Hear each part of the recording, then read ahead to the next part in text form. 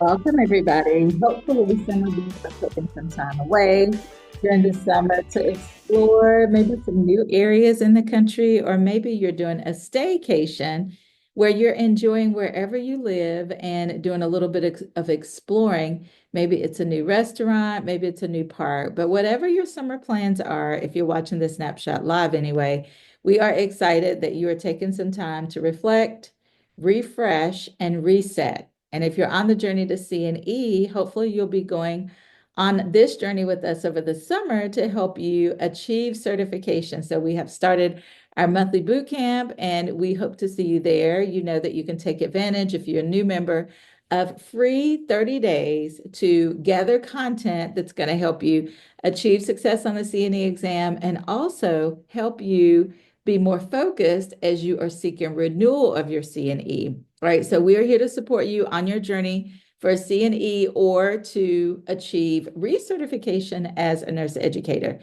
Just like all of our snapshots, we first want you to go ahead and print out the study worksheet that's listed right here in the description. The second step we want you to take is to pull out Billings and Halstead. Okay, it's going to be chapter 14, table 14.1. This is the 6th edition, is where we want you to focus. When we take the time to map the content to the actual behaviors or competencies, then we're more likely to achieve that passing threshold, even though we don't know what the score is, but you're more likely to have increased confidence, which leads to increased competence. Okay. And that's what we want for you. When you sit for the CNE exam, we want you to have a high level of confidence because you've done the work, you've done the heavy lifting, and we want you to celebrate by being validated as a nurse educator who has achieved a high level of mastery in their skills. All right, so that's what we're talking about. How do you make sure you demonstrate and ultimately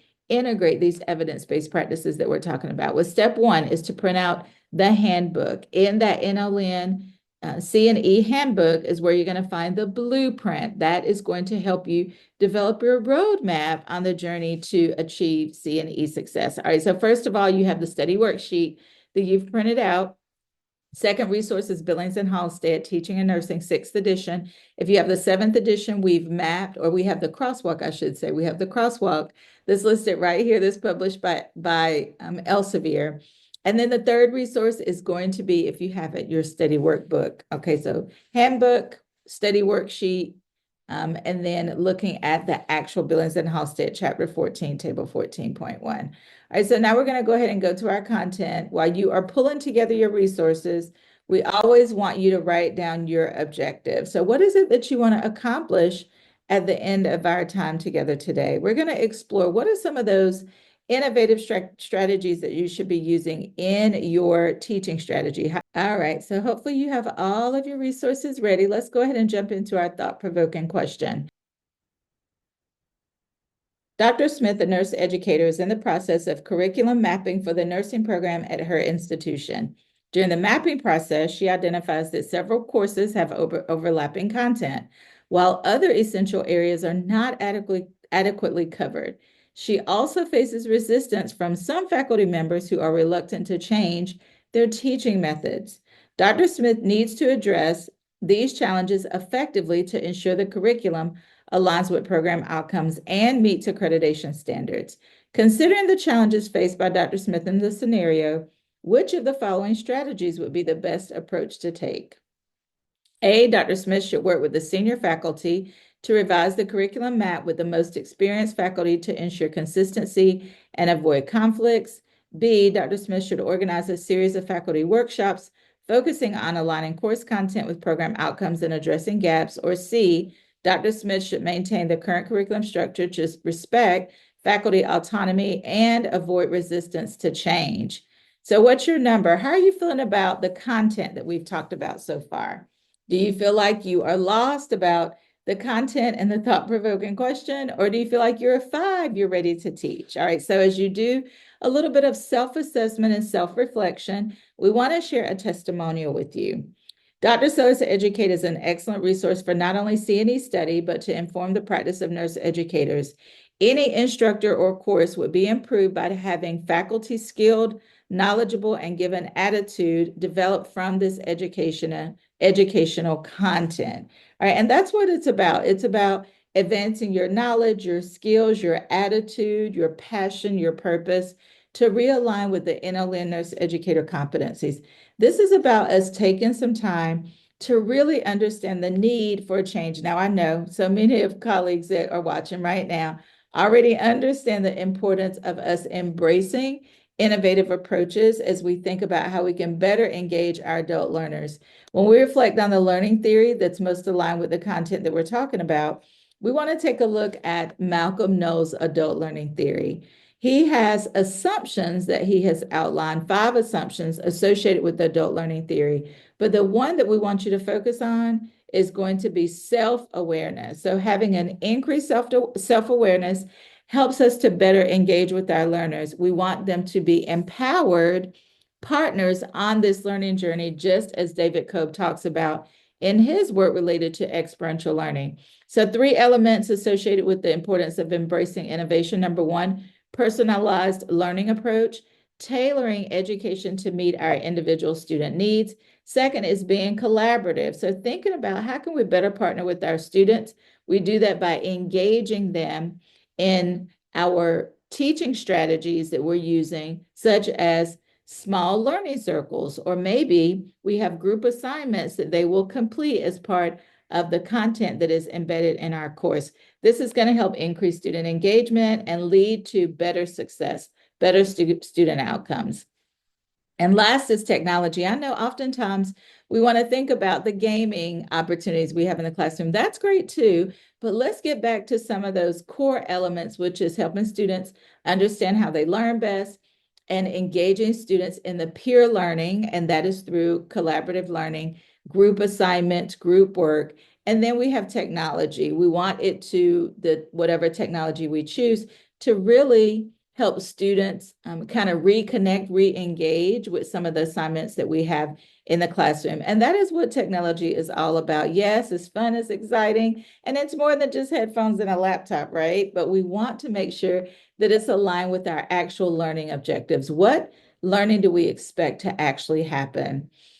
And last but not least, when we talk about the opportunity for community learning and collaborative learning, we want to embrace project-based learning. This allows us to transform education with those engaging hands-on experiences. So this is going to be our unfolding case studies.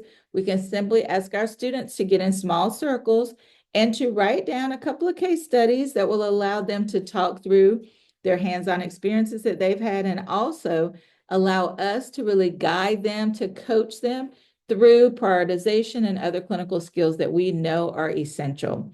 As we wrap up our time together, let's talk about the challenges and solutions in nursing education today and how it aligns with learning theory. First, as we mentioned earlier, Malcolm Knowles' adult learning theory, his work talks about the importance of engaging learning techniques. We want to implement both interactive and immersive learning experience. So what do we mean by that? Well, first, let's talk about interactive. If we're engaging in a flipped classroom model, as an example, we could ask students to do a literature search, bring an article to class, and then we want to immerse them in the learning experience by drawing connections between the content in the article, our learning objectives for that day, and some hands-on experiences in the classroom. Patricia Benner's work, Novice to Expert, not only focuses on bridging that theory practice gap, it also focuses on the importance of us engaging in application in the actual classroom. Learning circles, unfolding case studies, role playing are all great examples of ways that we can truly bring curriculum to life as it relates to Patricia Benner's work. All right, so that's one component. The next component we want you to consider aligning with learning theory is adapting to these technological advancements, integrating cutting edge technology in nursing education programs. So yes, we talk about simulation and the ways that we can truly reinforce clinical application through utilization of simulation, right? We can help reinforce and support the learning process through simulation, having a no-risk environment. There's no harm that's going to be done, right? Because we're using mannequins, we're using simulators, and we can enhance clinical development by focusing on practical training to help our students really bridge that theory practice gap. This is what Kolb's experiential learning theory really focuses on as the foundation. His work says that there are 4 phases of learning. We enter the learning process whenever we have the hands-on experience. All right. So last but not least, we want you to reflect on what is it that you learned. Hopefully it was an opportunity for you to reinforce some concepts maybe that were a muddy point for you. And then last but not least, we want to go back to our thought-provoking question and go ahead and write down right now, what did you think the correct answer was? All right, so we'll give you all a second to again go back to that thought-provoking question. And then what we're going to do is we're going to make sure that you've closed your knowledge gaps before we end our time together today. So the question asks you about the following strategies that would best support truly moving faculty through those changes, those phases of change. Now, we know that shifting the curriculum model can be very stressful, right? But what happened in this scenario? We identified a gap, right? When we looked at the mapping process. So Dr. Smith should work with senior faculty. Well, we don't want to exclude any faculty, right? We know that every faculty member's input is valuable. All right, so that's why A would not be correct. We want to create inclusive learning settings for our faculty as well as for our students. And then C, maintaining the current curriculum. Well, we already have data, right, that says that we have some missed opportunities. So this is why we would not choose C. All right, so give yourself a round of applause. Again, our goal is to help you close your knowledge gap. So we want you to engage and connect related to these concepts and take a look at your learning objective. What is it that you wanted to walk away with? So as you're thinking about whether or not you chose the correct answer, we don't want you to focus on that too much. Looking at these thought-provoking questions is exactly that. We want you to take a look at chapter 14, try to figure out what attracted you to the incorrect option.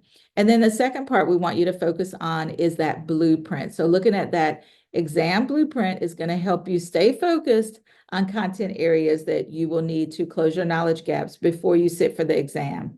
Remember that at Dr. Sellers Educate, we are here to support you on your journey to achieve CNE success, become a better nurse educator, or to renew your CNE. The only way that you will not be successful on the CNE exam is if you quit. We look forward to seeing you in our next snapshot. Have a great one, everybody.